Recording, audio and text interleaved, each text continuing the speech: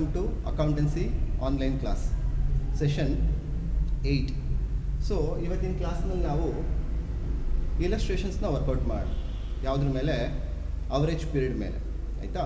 So previous ಕ್ಲಾಸ್ನಲ್ಲಿ ನಾವು average period ಅಂದರೆ ಏನು, ಅದು ಯಾವ ಟೈಮಲ್ಲಿ ನಾವು ಸಿಚುವೇಷನಲ್ಲಿ ನಾವು ಇಂಪ್ಲಿಮೆಂಟ್ ಮಾಡ್ತೀವಿ ಅಥವಾ ಅಪ್ಲೈ ಮಾಡ್ಕೋತೀವಿ, ಆ್ಯಂಡ್ ದೆನ್ ಅದ್ರ ಫಾರ್ಮುಲಾ ಯಾವ ಥರ ಡಿರೈವ್ ಆಗಿದೆ.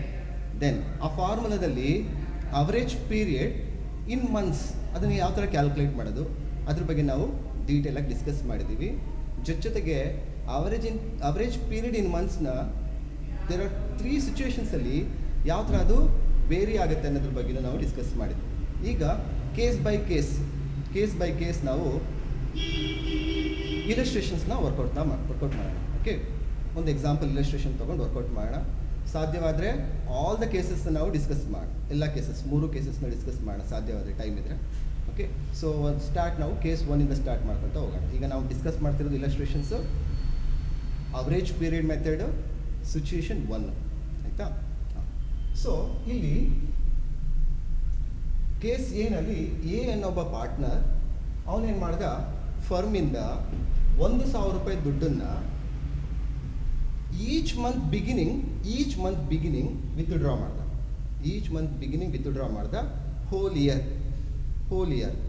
Assume the rate of interest is 10% rate of interest ಅನ್ಕೊಂಡು. ಸೊ ಏನವನು ಒಬ್ಬ ಪಾರ್ಟ್ನರು, ಅವನು ತಿಂಗಳ 1,000 ರೂಪಾಯಿ ದುಡ್ಡನ್ನು ವಿತ್ಡ್ರಾ ಮಾಡಬೇಕಾದ್ರೆ ಅವನೇನು ಮಾಡ್ದ, beginning of each month withdraw ಮಾಡ್ದ. ಸೊ ಆದ್ದರಿಂದ ಇದು ಯಾವ ಥರ ಕೇಸಸ್ ನಾವು ಪ್ರೀವಿಯಸ್ ಕ್ಲಾಸ್ನಲ್ಲಿ ಡಿಸ್ಕಸ್ ಮಾಡಿದ್ವು.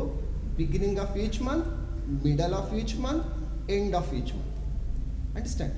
So we have taken here the case situation 1 ಅಥವಾ ಕೇಸ್ 1 ಏನು, if A partner withdrew cash from the business for his personal use at the beginning of each month, then what will be the interest on drawings under the average period method?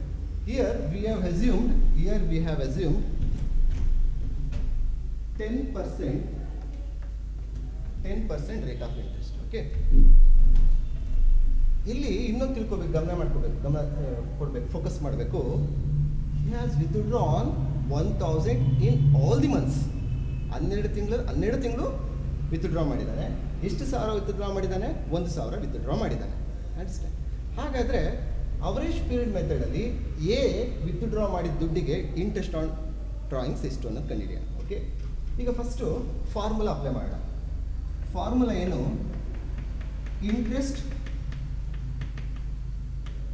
Interest equals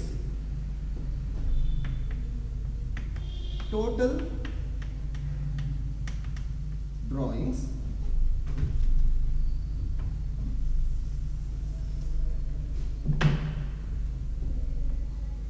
interest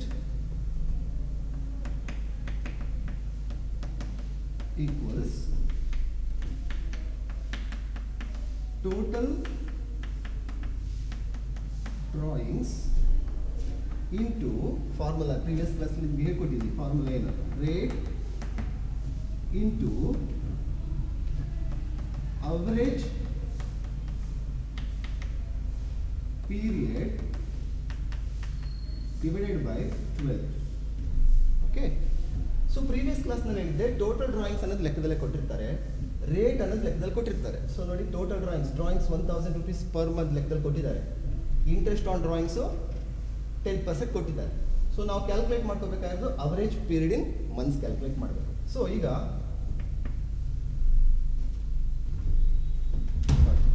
last ಕ್ಲಾಸಲ್ಲಿ ನಾವು discuss ಮಾಡಿದ್ದು situation 1ನಲ್ಲಿ ಈಗ average period in months 6.5 months ಬರುತ್ತೆ. Situation 2ನಲ್ಲಿ average period 6 months ಬರುತ್ತೆ. And then third ಸಿಚುಯೇಷನಲ್ಲಿ average period 5.5 months ಬರುತ್ತೆ. ಇದು ನಿಮಗೆ ಗೊತ್ತಿರಬೇಕು. ಈ 6.5 months, 6 months, 5.5 months ಯಾವ ಥರ ಕ್ಯಾಲ್ಕುಲೇಟ್ ಮಾಡ್ಬೋದು ಅನ್ನೋದನ್ನು ಸೆಷನ್ 7ನಲ್ಲಿ ಹೇಳ್ಕೊಟ್ಟಿದ್ದೀವಿ. ಓಕೆ, ಈಗ ಟೋಟಲ್ ಡ್ರಾಯಿಂಗ್ಸ್ನ ಈಗ ಫೈಂಡ್ ಔಟ್ ಮಾಡಬೇಕು. ಇಲ್ಲಿ ನೋಡಿ, ಈ ಟೋಟಲ್ ಡ್ರಾಯಿಂಗ್ಸ್ ಅನ್ನೋದು ಒಂದು ವರ್ಷಕ್ಕೆ ಟೋಟಲ್ ಅಂದರೆ ವರ್ಷ. ಓಕೆ, ಟೋಟಲ್ ಡ್ರಾಯಿಂಗ್ಸ್ ಅಂದರೆ ಹೋಲ್ ಇಯರ್ ಡ್ರಾಯಿಂಗ್ಸ್ ಇಷ್ಟು ಅಂತ, ಆಯಿತಾ. ತಿಂಗಳಿಗೆ 1,000 ರೂಪಾಯಿ, ತಿಂಗಳಿಗೆ 1,000 ರೂಪಾಯಿ ಡ್ರಾಯಿಂಗ್ಸ್ ಆದರೆ ವರ್ಷಕ್ಕೆ ಎಷ್ಟು ನೋಡಿ, 1,000 ಇಂಟು 12 ಅಂದರೆ ಎಷ್ಟು ಬಂತು? 12,000 ಡ್ರಾಯಿಂಗ್ಸ್ ಬಂತು. 12,000 ಡ್ರಾಯಿಂಗ್ಸ್ ಬಂತು ಇಂಟು ರೇಟ್ ಎಷ್ಟು? 10% ಅಂತ ಹೇಳಿದ್ದಾರೆ. 10% ಅಂದರೆ 100ಕ್ಕೆ 100 ರೂಪಾಯಿಗೆ 10 ರೂಪಾಯಿ ಬಡ್ಡಿ ಅಂತ ವರ್ಷಕ್ಕೆ. ನೋಡಿ, 100 ರೂಪಾಯಿಗೆ 10 ರೂಪಾಯಿ ಬಡ್ಡಿ. 10% ಅಂದರೆ ಪರ್ಸೆಂಟ್ ಅಂದರೆ 100 ರೂಪಾಯಿಗೆ 10 ರೂಪಾಯಿ ಬಡ್ಡಿ into average period in months. Average period situation 1ಗೆ ನಾವು ಮಾತಾಡ್ತಿರೋ ಸಿಚುಯೇಷನ್ 1 ನೋಡಿ. ಬಿಗಿನಿಂಗ್ ಅಂದರೆ ಸಿಚುಯೇಷನ್ 1, ಆಯಿತಾ. ಸಿಚುಯೇಷನ್ 1ಗೆ ಅವರೇಜ್ ಪೀರಿಯಡ್ ಎಷ್ಟು? 6.5 months ನೋಡಿ. 6.5 ಅವರೇಜ್ ಪೀರಿಯಡ್ ಎಷ್ಟು? 6.5 ಡಿವೈಡೆಡ್ ಬೈ 12. ಓಕೆ, ಈಗ ನೀವೇನು ಮಾಡಬೇಕು? ಇದಕ್ಕೆ ಆನ್ಸರ್ ಸೊಲ್ಯೂಷನ್ ಫೈಂಡ್ ಔಟ್ ಮಾಡಬೇಕು. ಕ್ಯಾಲ್ಕುಲೇಟರ್ ಇಟ್ಕೊಂಡು ಫೈಂಡ್ ಔಟ್ ಮಾಡಿ ನೋಡಿ. 12,000 ಇಂಟು ಮಾಡಿ 10 ಮಾಡಿ ಕ್ಯಾಲ್ಕುಲೇಟರ್ಲಿ, ಡಿವೈಡೆಡ್ ಬೈ ಒತ್ತಿ 100 ಮಾಡಿ, ಡಿವೈಡ್ 100 ಮಾಡಿ, ಇಂಟು 6.5 ಮಾಡಿ, ಡಿವೈಡೆಡ್ ಬೈ 12 ಮಾಡಿ. ಅಂದರೆ ನಿಮಗೆ ಇಂಟ್ರೆಸ್ಟ್ ಆನ್ ಡ್ರಾಯಿಂಗ್ಸು ₹650 ಬಂತು. ಅಂದರೆ ಕೇಸ್ 1 ಅಂದರೆ ಸಿಚುಯೇಷನ್ 1ನಲ್ಲಿ 1,000 ರೂಪಾಯಿ ದುಡ್ಡನ್ನು ಬಿಗಿನಿಂಗಲ್ಲಿ ವಿತ್ಡ್ರಾ ಮಾಡಿದ್ರೆ ಕೇಸ್ 1 ಅಂತ ಬರುತ್ತೆ. 10% ರೇಟ್ ಆಫ್ ಇಂಟ್ರೆಸ್ಟ್ಗೆ ಕೇಸ್ 1 ಪ್ರಕಾರ interest on drawings 650. Case first ಪ್ರಕಾರ 650 ಇಂಟ್ರೆಸ್ಟ್ ಆನ್ ಡ್ರಾಯಿಂಗ್ಸ್. ಈಗ let us move on to case 2. ಇಲ್ಲಿ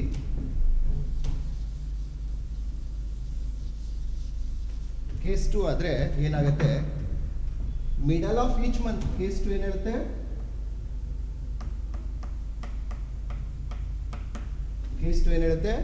ಮಿಡಲ್ ಆಫ್ ಈಚ್ ಮಂತ್. ಈಗ ಮಿಡಲ್ ಆಫ್ ಈಚ್ ಮಂತ್ ಇದ್ದಾಗ ಅಮೌಂಟ್ ಆಫ್ ಡ್ರಾಯಿಂಗ್ ಸೇಮ್ ಇದ್ದಾಗ, ಇಂಟ್ರೆಸ್ಟ್ ಆನ್ ಡ್ರಾಯಿಂಗ್ ಸೇಮ್ ಇದ್ದಾಗ, interest on drawings ಎಷ್ಟು ಬರುತ್ತೆ?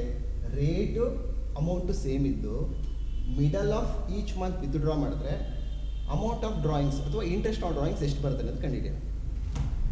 Formula remains the same. Formula same ಇರುತ್ತೆ.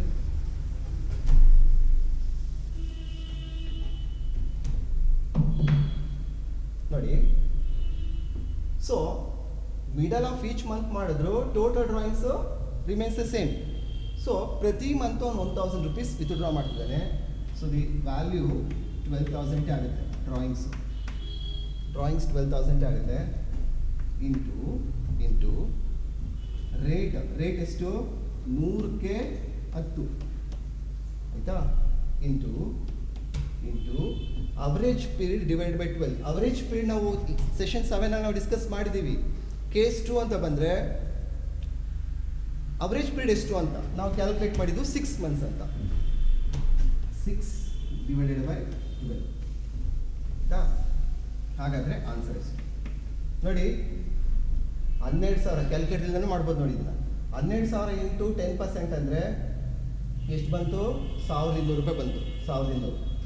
1,200 ಅಂದರೆ ವರ್ಷಕ್ಕೆ 1,200 ಆಯಿತು. ನಮಗೆ ಬೇಕಾಗಿರೋದು ಅರ್ಧ ವರ್ಷಕ್ಕೆ. ಸೊ ಎಷ್ಟಾಯಿತು? 600 ರೂಪಾಯಿ ಆಯಿತು. ಕ್ಯಾಲ್ಕುಲೇಟರ್ ಯೂಸ್ ಮಾಡಿ ನೋಡಿ. 12,000 into 10 divided by 100 into 6 divided by 12 ಎಷ್ಟಾಯಿತು? 600 ರೂಪಾಯಿ. ಸೊ ಕೇಸ್ ಸೆಕೆಂಡಲ್ಲಿ ಎಷ್ಟು ಬಂತು?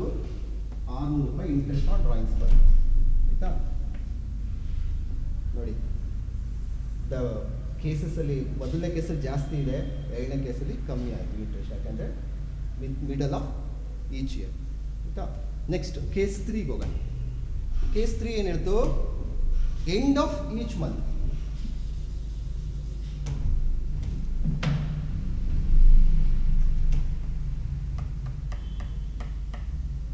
End of each month.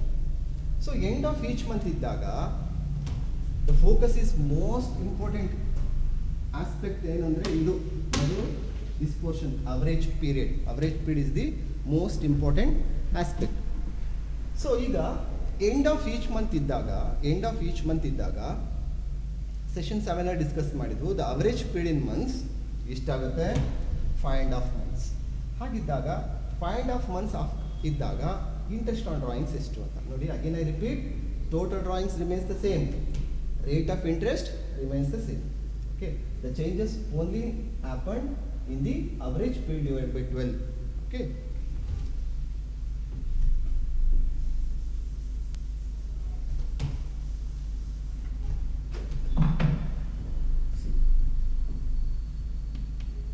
so total drawings is 12,000.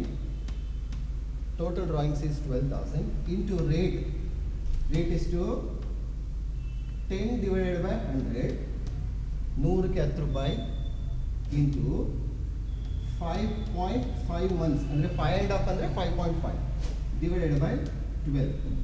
Okay, so ಈಗ ರಿಸಲ್ಟ್ಸ್ ಕಂಡುಹಿಡಿಯಿರಿ. ಯಾವ ಥರ? 12,000 into 10 divided by 100 into 5.5 multiply ಮಾಡಿ ಡಿವೈಡೆಡ್ ಬೈ 12 ಮಾಡಿ 550 ಬಂತು. rupees 550 is the interest on drawings. So case 3 ಏನಾಯಿತು? 550 interest on drawings. Okay, so 3 cases discuss ಮಾಡಿದ್ವಿ. It is very simple. Session 7 ನೋಡಿ, ಎಲ್ಲ ಸೆಷನಲ್ಲೂ ಪ್ರೀವಿಯಸ್ ಸೆಷನ್ನ ರಿಪೀಟ್ ಮಾಡೋಕ್ಕಾಗಲ್ಲ. That is most important because it takes more time to illustrate again. So session 7 ಇನ್ನೊಂದ್ಸರಿ ನೋಡಿ, ಯಾಕೆಂದರೆ ಈ 5.5 ಹೇಗೆ ಬಂತು, 6 ಹೇಗೆ ಬಂತು, 6 ಪಾಯಿಂಟ್ ಹೇಗೆ ಬಂತು ಅನ್ನೋದನ್ನು ಸೆಷನ್ 7ನಲ್ಲಿ ಡೀಟೇಲಾಗಿ ಎಕ್ಸ್ಪ್ಲನೇಷನ್ ಕೊಟ್ಟಿದ್ದೀನಿ. ಸೊ ಅದನ್ನು ನೀವು ಕ್ಲಾಸ್ನ ರೆಫರ್ ಮಾಡಿ. ಓಕೆ, ಸೊ ಇದು 6 ಮಾರ್ಕ್ಸ್ಗೆ ಬರೋಂಥ ಇಲಸ್ಟ್ರೇಷನ್ ನೋಡಿ. ಸಿಂಪಲ್ ಮೆಥಡ್ ಬರಲ್ಲ 6 ಮಾರ್ಕ್ಸ್ಗೆ, ಪ್ರಾಡಕ್ಟ್ ಮೆಥಡ್ ಅಥವಾ ಅವರೇಜ್ ಪೀರಿಯಡ್ ಮೆಥಡ್ ಬರುತ್ತೆ. ಸಿಂಪಲ್ ಮೆಥಡ್ ಕೊಡಲ್ಲ, product method, average period method, 2 method ಕೊಡ್ತಾರೆ. ಸೊ ಈ 2 ಮೆಥಡು 6 ಮಾರ್ಕ್ಸ್ಗೆ ಇಂಪಾರ್ಟೆಂಟು. ಸೊ ಆದ್ದರಿಂದ ಇದನ್ನು ಜಾಸ್ತಿ ಫೋಕಸ್ ಮಾಡಬೇಕು. ಈಗ 6 ಮಾರ್ಕ್ಸ್ಗೆ ಪಾರ್ಟ್ 2 ಚಾಪ್ಟ್ರಲ್ಲಿ ಪಾರ್ಟ್ ಎನಲ್ಲಿ ನಾವು 6 ಮಾರ್ಕ್ಸ್ಗೆ ಇಂಟ್ರೆಸ್ಟ್ ಆನ್ ಡ್ರಾಯಿಂಗ್ಸ್ನ ನಾವು ಕಂಪ್ಲೀಟ್ ಮಾಡಿದ್ದೀವಿ. ಓಕೆ, ಸೊ ನೆಕ್ಸ್ಟ್ ಕ್ಲಾಸಲ್ಲಿ ನಾವು 6 ಮಾರ್ಕ್ಸ್ಗೆ ಇನ್ನೊಂದು ಟೈಪಿನ ಲೆಕ್ಕ ಬರ್ತದೆ, ಡಿಸ್ಕಸ್ ಮಾಡಿ. ಆ್ಯಂಡ್ ದೆನ್ ಇಲ್ಲಿ ಕೇಸಸ್ಸು ಚೇಂಜ್ ಆಗ್ತಿದ್ದಂಗೆ ನೋಡಿ. ಕೇಸ್ 1ನಲ್ಲಿ 650 ಇದೆ, ಕೇಸ್ 2ನಲ್ಲಿ 600 ಇದೆ, ಕೇಸ್ 3ನಲ್ಲಿ 550 ಇದೆ. ಅಂದರೆ 50 ರೂಪೀಸ್ ಕಮ್ಮಿ ಆಗ್ತಾ ಬರ್ತಿದೆ. ಕಾರಣ ಇಷ್ಟೇ, ಡೇಟ್ ಆಫ್ ವಿತ್ಡ್ರಾವಲ್ ಏನಾಗ್ತಾ ಹೋಗ್ತಿದೆ, ಕಮ್ಮಿ ಆಗ್ತಾ ಹೋಗ್ತಿದೆ. ಅಂದರೆ ಅಮೌಂಟ್ ಆಫ್ ಮನಿ ಏನು ಮಾಡ್ತಿದ್ದಾನೆ, ಕಮ್ಮಿ ಯೂಸ್ ಮಾಡ್ತಾನೆ. ಕಮ್ಮಿ ಯೂಸ್ ಮಾಡಿದ್ರೆ ಅಂದರೆ ಅಮೌಂಟ್ ಕಮ್ಮಿ ಸಮಯದಲ್ಲಿ ಯೂಸ್ ಮಾಡಿದ್ರೆ ದ ರೇಟ್ ಆಫ್ ಇಂಟ್ರೆಸ್ಟ್ ಏನಾಗ್ತಾ ಹೋಗುತ್ತೆ, ಕಮ್ಮಿ ಆಗ್ತಾ ಹೋಗುತ್ತೆ. ಜಾಸ್ತಿ ಮಾಡ್ತಾ ಹೋದರೆ, ಜಾಸ್ತಿ ಯೂಸ್ ಮಾಡಿದ್ರೆ, ಟೈಮ್ ಜಾಸ್ತಿ ಆಗ್ತಾ ಹೋದರೆ ಇಂಟ್ರೆಸ್ಟು ಜಾಸ್ತಿ ಆಗ್ತಾ ಹೋಗುತ್ತೆ. ಓಕೆ, ಸೊ ಇವತ್ತಿನ ಕ್ಲಾಸಲ್ಲಿ ನಾವು ಎಲ್ಲ ಇಲಸ್ಟ್ರೇಷನ್ಗೆ ಸಂಬಂಧಪಟ್ಟಿದ್ದು, ಅವರೇಜ್ ಪೀರಿಯಡ್ ಮೆಥಡ್ಗೆ ಸಂಬಂಧಪಟ್ಟಿದ್ದು ಎಲ್ಲ ಇಲಸ್ಟ್ರೇಷನ್ಸ್ ನಾವು ವರ್ಕೌಟ್ ಮಾಡಿದ್ದೀವಿ. ಇನ್ನೂ ಏನಾದರೂ ಡೌಟ್ಸ್ಗಳಿದ್ರೆ ನೀವು ಯಾರು ಕಮೆಂಟ್ ಸೆಕ್ಷನಲ್ಲಿ ಕಮೆಂಟ್ ಆಗ್ತಾ ಇಲ್ಲ ಸ್ಟೂಡೆಂಟ್ಸು. ಸೊ ಮ್ಯಾಕ್ಸಿಮಮ್ ಸ್ಟೂಡೆಂಟ್ಸು ನೋಡ್ತಾ ಇಲ್ಲ ಅನಿಸುತ್ತೆ ಯೂಟ್ಯೂಬ್ನ ನಮ್ಮ ಕ್ಲಾಸಸ್ನ.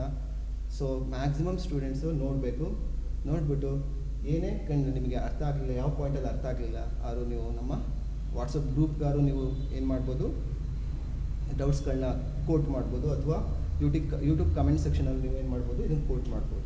ಓಕೆ, ಇಷ್ಟನ್ನು ಬೇಕಾದ್ರೆ ನೋಟ್ ಡೌನ್ ಮಾಡ್ಕೊಳ್ಳಿ, ಫಾರ್ಮುಲಾ ನೋಟ್ ಡೌನ್ ಮಾಡ್ಕೊಳ್ಳಿ, it's very important. And then the way of calculation is very important. Thank you for watching this session.